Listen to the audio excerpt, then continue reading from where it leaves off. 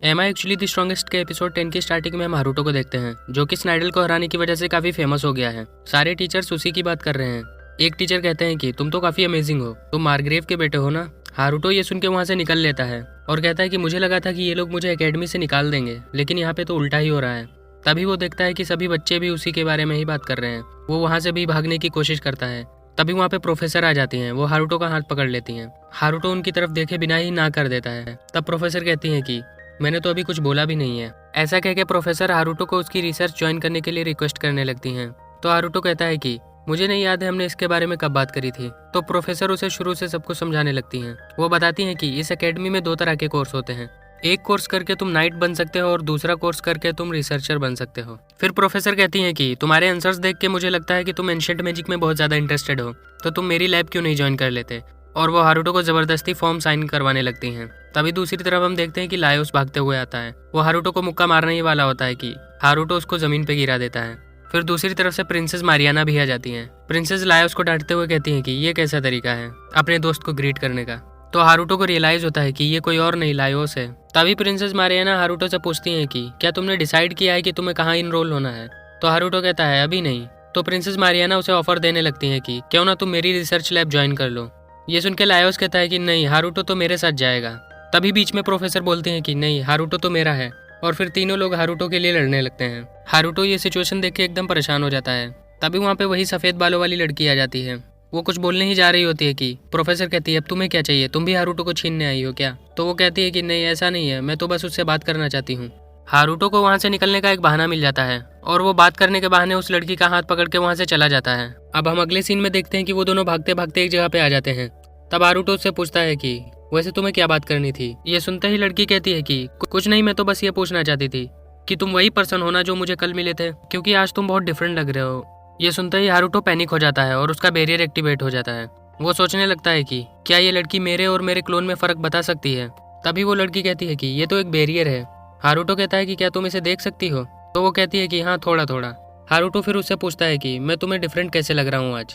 पता नहीं, बट जब हम पहली बार मिले थे तो तुम एक अलग सा इंप्रेशन दे रहे थे, मानो तुम्हारे अंदर कोई अलग सी फोर्स हो।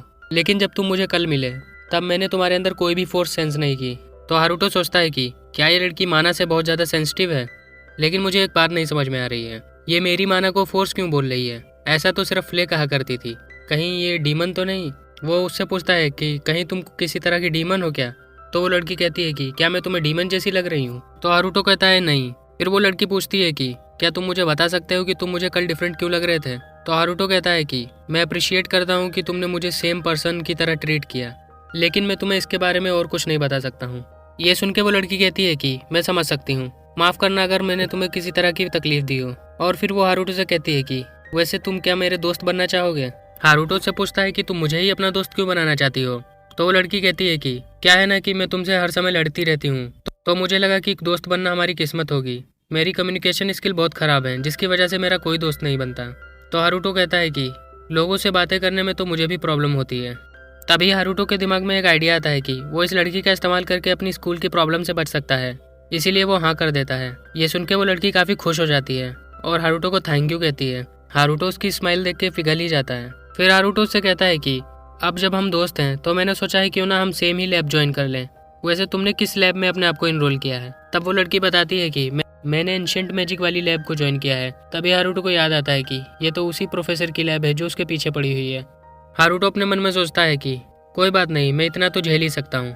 फिर वो अपना इंट्रोडक्शन देते हुए उस लड़की से उसका नाम पूछता है। वो लड़की अपना नाम बताने ही वाली होती है कि सीन चेंज होता है। हम देखते हैं लीजा, फ्ले और शार्लेट वहाँ पे हॉट स्प्रिंग में नहा रहे होते हैं। तभी शार्लेट को भनक लगती है कि हारुतो के साथ कुछ इंटरेस्टिंग हुआ है, तो वो उससे मिलने के लिए वहाँ से चली जाती है। ये देख के फ्ले रोने लगती है और कहती है कि मैं हारुतो से क्यों नहीं मिल सकती हूँ। इसका रीज़न है कि फ्ले सब कुछ बिगाड़ देती है। तभी लीजा कहती है कि वैसे तुम हारुतो को काफ़ी अच्छे से सर्व करती हो, तुमने बहुत ही जल्दी अपने नए लाइफस्टाइल को अडॉप्ट कर लिया, तुम तो अमेजिंग हो। अपनी तारीफ सुन के फ्ले अपनी पुरानी लाइफ बताने लगती है कि कैसे वो डीमन किंग को सर्व करती थी। फ्ले बताती है कि डीमन किंग काफ़ी काइंड थे, वो चाहते थे कि ह्यूमंस और डीमंस एक साथ रह सकें, इसीलिए उन्होंने अपने आप को सेक्रीफाइस कर दिया ताकि वो ह्यूमन फॉर्म में रीइंकारनेट हो सके और ह्यूमंस के एटीट्यूड को अंदर से चेंज कर सके। डीमन किंग अक्सर दूसरे डीमंस को नाम दिया करते थे, जैसे हारुतो ने मुझे नाम दिया। वो अभी भी हारुतो को ही डीमन किंग समझ रही होती है, ये सुन के लीजा कहती है कि वैसे उस डीमन किंग का नाम क्या था।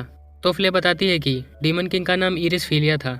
जैसे ही फ्ले डीमन किंग का नाम बताती है, सीन चेंज होता है और हम इधर देखते हैं कि वो लड़की भी हारूटो को अपना यही नाम बताती है। हारूटो उसका नाम इरिस फिलिया सुन के कहता है कि ये तो काफी लंबा नाम है, इसीलिए मैं तुम्हें शॉर्ट में इरिस बुलाऊंगा।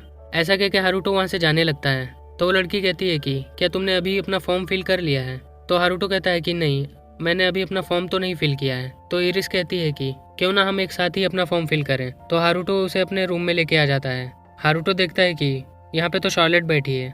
शार्लेट आइरिस को देख के कहती है कि क्या ये तुम्हारी लवर है। तो हारूटो कहता है नहीं, बिल्कुल नहीं, ये तो मेरी दोस्त है। हम लोग तो अपना फॉर्म फिल करने के लिए अपने रूम पे आए हैं। फिर वो दोनों लोग टेबल पे अपना फॉर्म लेकर के बैठ जाते हैं। फॉर्म फिल करते करते हारूटो काफी थक जाता है, तो वो शार्लेट को अपनी क्लासेस चुनने के लिए फॉर्म दे देता है। शार्लेट फिर उसका फॉर्म फिल कर देती है। तभी आइरिस हारूटो से पूछती है कि क्या तुमने एकेडमी को इसलिए नहीं ज्वाइन किया कि तुम्हें कोई गोल अचीव करना है। तो शार्लेट बीच में बोलती है कि हारूटो का गोल एकेडमी से बाहर का है। हारूटो एकेडमी में कुछ नहीं सीख सकता है क्योंकि वो सब कुछ कर सकता है। ये सुन के आइरिस शॉक हो जाती है और वो हारूटो से कहती है कि मुझे नहीं पता था कि तुम इतने अमेजिंग हो। ये सुन के हारूटो मन में सोचता है कि ये तो शार्लेट की बातों में आ गई, मुझे माहौल शांत कराना होगा। इसीलिए वो शार्लेट से पूछता है कि वैसे तुम यहाँ क्या करने आई थी। शार्लेट कहती है कि मैं जो भी करने आई थी मैंने कर लिया है, और वो वहाँ से जाने लगती है। शार्लेट जैसे ही टेलीपोर्टेशन डोर इस्तेमाल करने जा रही होती है, हारूटो आइरिस की आंखें छिपा लेता है ताकि आइरिस को इसके बारे में पता ना चले। आइरिस कहती है मैंने अभी अभी एक डोर की आवाज़ सुनी। हारूटो कहता है कि उस पर ध्यान मत दो, हम लोग अपना फॉर्म कंप्लीट करते हैं। फिर वो दोनों लोग अपना फॉर्म कंप्लीटली फिल कर लेते हैं और यहीं पे हमारा एपिसोड 10 खत्म हो जाता है। उम्मीद करता हूँ कि आपको ये एपिसोड अच्छा लगा होगा। अगर आपको वीडियो अच्छी लगी हो तो चैनल को सब्सक्राइब कर लीजिए।